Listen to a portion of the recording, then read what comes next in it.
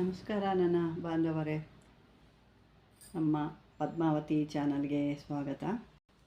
ಬಾಂಧವರು, ಇವತ್ತು ನಾವು ಹೇಳ್ತಿರೋದು ಕಾರ್ಯಸಿದ್ಧಿಗಳಿಗೆ ಯಂತ್ರ ಮತ್ತು ಮಂತ್ರ ಅಂತಂದ್ಬಿಟ್ಟು. ಏಕೆಂದರೆ ಸಾಕಷ್ಟು ಎಲ್ಲರೂ ಹೋಗೋದೇ ಒಂದು ಕಾರ್ಯಕ್ಕಾಗಿ, ಯಾವ್ದಾದ್ರು ಒಂದು ಕಾರ್ಯ ಮಾಡಬೇಕು, ಏನೋ ಒಂದು ಕೆಲಸಗಳಾಗಬೇಕು ಅನ್ನೋದತ್ತೆ ಪ್ರತಿಯೊಬ್ಬರಿಗೂ ಇರೋದು ಅದೇ ಅಲ್ವಾ. ಏನು ಕೆಲಸ ಇಲ್ಲ, ಯಾವುದೋ ಒಂದು ಕೆಲಸ ಬೇಕು, ಅದು ಯಾಕೋ ಆಗ್ತಾಯಿಲ್ಲ, ಸಾಕಷ್ಟು ಹೊಡೆದಾಡ್ತಾ ಇದ್ವಿ, ಆದರೂ ಅದು ಈ ರೀತಿ ತೊಂದರೆಗಳಾಗ್ತದೆ, ಕೈಗೆ ಬಂದಿದ್ದು ಬಾಯಿಗಿಲ್ಲ. ಇವತ್ತು ಬಾ ಅಂದರೆ ನಾಳೆ ಇನ್ನೊಂದು ದಿವಸಕ್ಕೆ ಬಾ ಅಂತಾರೆ, ಮತ್ತು ನಮ್ಮ ಕೆಲಸಗಳೆಲ್ಲನೂ ಯಾವುದೂ ಸಕ್ಸಸ್ ಆಗ್ತಾಯಿಲ್ಲ ಅನ್ನೋದು ಸಾಕಷ್ಟು ಜನದ್ದು ನಾವು ಕೇಳ್ತಾ ಇರ್ತೀವಿ. ಎಲ್ಲರಿಗಿದ್ದು ಬೇಕೇ ಬೇಕು. ಕೆಲಸ ಅಂದಮೇಲೆ ಒಂದು ಮನುಷ್ಯ ಅಂದಮೇಲೆ ಸಾಕಷ್ಟು ಕೆಲಸಗಳು ಇದ್ದೇ ಇರುತ್ತೆ. ಆ ಕೆಲಸಗಳೆಲ್ಲ ಆಗಿಲ್ಲ ಅಂದರೆ ಎಲ್ಲರಿಗೂ ಬೇಜಾರಾಗುತ್ತೆ. ಯಾಕೆ ಅಂತಂದರೆ ನಾವು ಏನೋ ಒಂದು ಗುರಿ ಇಟ್ಕೊಂಡಿರ್ತೀವಿ, ಇಂಥದ್ದು ಒಂದು ಕೆಲಸ ಆಗಬೇಕು, ನಾವು ಇಂಥದ್ದು ಮಾಡಬೇಕು, ಇಂಥದ್ರಿಂದ ನಾವು ಮುಂದೆ ಬರಬೇಕು, ಇದರಿಂದ ನಾವು ಜೀವನ ಮಾಡಬೇಕು, ಇಂಥವ್ರಿಂದ ಸಹಾಯ ಆಗಬೇಕು ಅನ್ನೋದು ಸಾಕಷ್ಟು ನಾವು ಇಟ್ಕೊಂಡಿರ್ತೀವಿ. ಅಂಥದಕ್ಕಾಗಿ ಇದನ್ನು ರೆಡಿ ಮಾಡಿಕೊಂಡು ನಿಮ್ಮ ಹತ್ರ ಇಟ್ಕೊಂಡು ಹೋದಾಗ ಕೆಲವು ಕೆಲಸಗಳನ್ನ ಸಕ್ಸಸ್ ಆಗುತ್ತೆ. ಯಾಕೆಂದರೆ ಒಬ್ಬ ಮನುಷ್ಯ ಅಂದಮೇಲೆ ಏನಾದರೂ ಇದ್ದೇ ಇರಬೇಕು. ಯಾಕೆಂದರೆ ಇವಾಗ ನೀವು ಆಗಿನ ಕಾಲದಲ್ಲ ನೋಡಿ, ರಾಜರು ಯುದ್ಧ ಮಾಡೋಕ್ಕೆ ಒಬ್ಬ ರಾಜನ ಹತ್ರ ಇನ್ನೂ ಆ ರಾಜನ ಹತ್ರನೂ ಇರಬೇಕಾಗ್ತಿತ್ತು.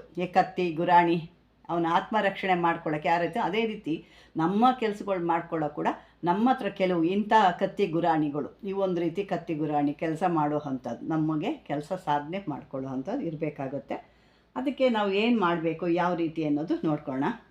ಇದಕ್ಕೆ ಬೇಕಾಗಿರೋವಂಥದ್ದು, ನೀವು ಭುಜಪತ್ರ ಆದರೂ ತಗೋಬೋದು, ಒಂದು ಪೇಪರ್ ಆದರೂ ತಗೋಬೋದು, ಅಥವಾ ತಾಮ್ರದ ತಗಡಾರು ತಗೋಬೋದು. ಇದಕ್ಕೇನು ಜಾಸ್ತಿ ಬೇಕಾದ್ರೆ ಭುಜಪತ್ರ ಇದ್ದರೆ ಸಾಕು ಅನಿಸುತ್ತೆ. ಇಲ್ಲ ನಿಮ್ಮ ಒಂದು ಇದು ಬೇಕು ಅಂದರೆ ನೀವು ತಾಮ್ರದ ತಗಡು ಕೂಡ ತಗೋಬೋದು. ಈಗ ಮೊದಲಿಗೆ ನೀವು ಇಲ್ಲಿ ಇದು ಒಂದು ಸಾಬರ ತಂತ್ರ ಅಂತ ನಾನು ಇದು ಮಾಡ್ತಿರೋದು. ಹಾಗಾಗಿ 786 ಅಂತ ಮೇಲ್ಗಡೆ ಹಾಕೋಬೇಕು.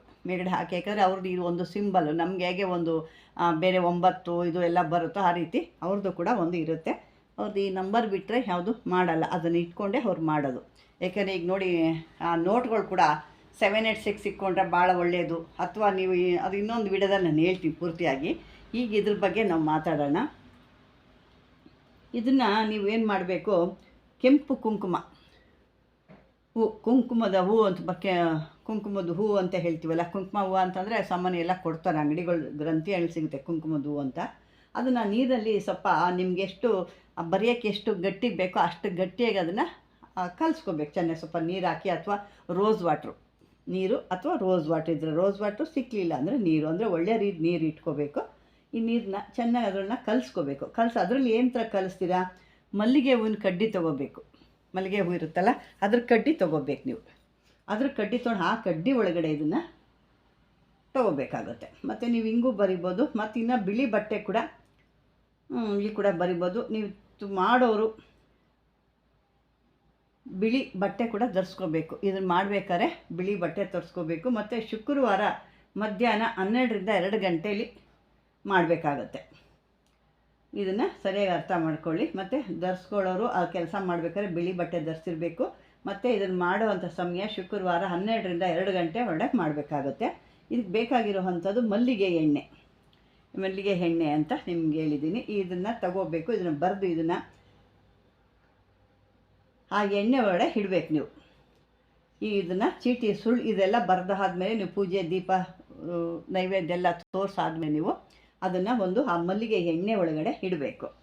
ಈ ಒಂದು ಮಂತ್ರ ಏನು ಬರುತ್ತಪ್ಪ ಅಂದರೆ, ಮಂತ್ರ ಕೇಳಿಸ್ಕೊಳ್ಳಿ. ಓಂ ಶ್ರೀ ಅನುಗ್ರಹ ತಾರಾದೇವಿ ಕಾರ್ಯಸಿದ್ಧಿ ದೇವತೆ ಜಯದೇವತೆ ಅನುಗ್ರಹಂ ಗುರು ಸ್ವಾಹ. ಇಷ್ಟೇ ಇದಕ್ಕೆ ಬರೋದು. ಇನ್ನೊಂದೊಮ್ಮೆ ಬೇಕಾದ್ರೆ ಹೇಳ್ತೀನೋ. ಓಂ ಶ್ರೀಂ ಅನುಗ್ರಹ ತಾರಾದೇವಿ ಕಾರ್ಯಸಿದ್ಧಿ ದೇವತೆ ಜಯದೇವತೆ ಅನುಗ್ರಹಂ ಗುರು ಸ್ವಾಹ. ಇಷ್ಟು ಬರುತ್ತೆ. ಇದನ್ನು 36 ಬಾರಿ ಹೇಳ್ಬೇಕಾಗತ್ತೆ. 36 ಬಾರಿ ಹೇಳಬೇಕು. ಅಂದರೆ ಎಲ್ಲ ಮಂತ್ರ ನಾವು 108, 1008 ಈ ರೀತಿ ಹೇಳ್ತೀವಿ. ಆದರೆ ಇಲ್ಲಿ ಸಾಬರ ಒಂದು ಇದಕ್ಕೆ ಇವ್ರದ್ದು 36 ಬಾರಿ ಅಂತ ಹೇಳಬೇಕಾಗುತ್ತೆ ಅಷ್ಟೇ. 36 ಬಾರಿ ಇದರ ಮಂತ್ರನ ನೀವು ಹೇಳಬೇಕಾಗುತ್ತೆ. ಹೇಳಿ ಆ ಒಂದು ಚೀಟಿ ಏನು ಬರೆದಿರ್ತೀರಲ್ವ, ಪೇಪರು ಅಥವಾ ಭುಜಪತ್ರ ಏನು ಅದನ್ನು ಸುರುಳಿ ಸುತ್ತಿ ಆ ಎಣ್ಣೆ ಒಳಗಡೆ ಮಲ್ಲಿಗೆ ಎಣ್ಣೆಯಿಂದ ಹಾಕಬೇಕು. ಅದನ್ನು ಹಾಕಿ ನಿಮ್ಮ ಕೆಲಸ ಆಗೋ ತನಕ ನೀವು ಆ ರೀತಿಯೇ ಮಾಡಬೇಕು.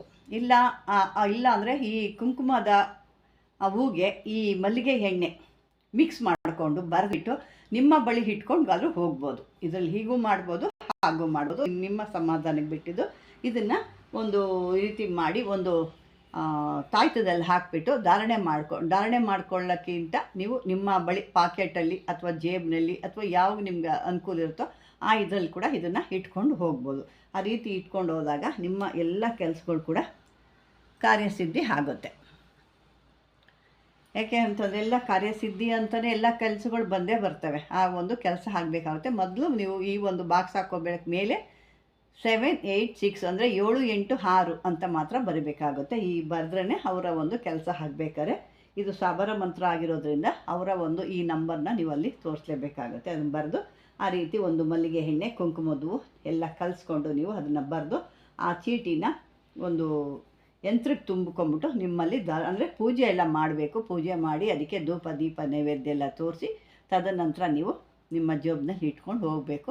ಅಂದರೆ ಇದನ್ನು ಒಂದು 21 ದಿವಸ ಆದರೂ ಪೂಜೆ ಮಾಡಬೇಕು. ಇದನ್ನು ಪೂಜೆ ಮಾಡಿ ಮಂತ್ರ ಹೇಳಿ ಪೂಜೆ ಮಾಡಿ ಇಟ್ಕೊಂಡಾದರೆ ಅದರಲ್ಲಿ ಸ್ವಲ್ಪ ಪವರ್ ಇರುತ್ತೆ. ಆಗ ನೀವು ಅದನ್ನು ಮಾಡ್ಕೊಂಡು ನಿಮ್ಮ ಕೆಲಸಗಳ ಮೇಲೆ ನೀವು ಹೋಗ್ಬೋದು. ಈ ಒಂದು ಸಾಬರ ಮಂತ್ರ ಅಂತ ಹೇಳುತ್ತೆ. ಇದರಲ್ಲಿ ಸಾಕಷ್ಟಿದ್ದಾವೆ, ಬೇಕಾದಷ್ಟಿದ್ದಾವೆ. ಇದರಲ್ಲಿ ನಾನು ಒಂದೊಂದಾಗಿ ಕೊಡ್ತಾಯಿದ್ದೀನಿ. ಇದರಲ್ಲಿ ನಿಮಗೆ ಕೆಲಸ ಆಗಿದೆಯಾ ಇಲ್ಲ ಅಂತ ನೋಡ್ಕೊಳ್ಳಿ. ಅಂದರೆ ಇವತ್ತು ಮಾಡಿ ನಾಳೆ ಬೆಳಗ್ಗೆಗೆ ಆಗಲ್ಲ, ಯಾಕೆ 21 ದಿವಸ ಪೂಜೆನೂ ಮಾಡೋದಿರುತ್ತೆ. ನೀವು ಮಾಡಿಬಿಟ್ಟು ಅದೆಲ್ಲ ಆದ ನಂತರ ಅದನ್ನು ಇಟ್ಕೊಂಡು ನಿಮ್ಮ ಒಂದು ಪಾಕೆಟಲ್ಲೋ ಪರ್ಸಲ್ಲೋ ನಿಮ್ಮ ಬಳಿ ಇಟ್ಕೊಂಡು ಹೋದಾಗ ನಿಮ್ಮ ಎಲ್ಲ ಕಾರ್ಯಗಳು ಸಿದ್ಧಿ ಆಗ್ತವೆ. ವೀಕ್ಷಕರೇ, ಈ ಒಂದು ವಿಡಿಯೋ ನಿಮ್ಗೆ ಇಷ್ಟ ಆಗಿದೆ ಅಂದ್ಕೊಂಡಿದ್ದೀನಿ. ಇಷ್ಟ ಆದರೆ ಲೈಕ್ ಮಾಡಿ, ಶೇರ್ ಮಾಡಿ, ಸಬ್ಸ್ಕ್ರೈಬರ್ ಮಾಡಿ, ಆದಷ್ಟು ಕಾಮೆಂಟ್ ಹಾಕಿ. ಏನಾದ್ರು ಪ್ರಾಬ್ಲಮ್ ಇದ್ದರೆ ಅದರಲ್ಲಿ ನಿಮ್ಗೇನು ಗೊತ್ತಾಗಿಲ್ಲ ಅಂದರೆ ಕಾಮೆಂಟಲ್ಲಿ ಹಾಕಿ, ನಾನು ಅದಕ್ಕೆ ಉತ್ತರ ನೀಡ್ತೀನಿ ಅಂತ ಹೇಳ್ತಾ, ಇದುವರೆಗೂ ನನ್ನ ಒಂದು ವಿಡಿಯೋ ನೋಡಿದ್ದಕ್ಕೆ ಧನ್ಯವಾದಗಳು ನನ್ನ ಬಾಂಧವರೇ.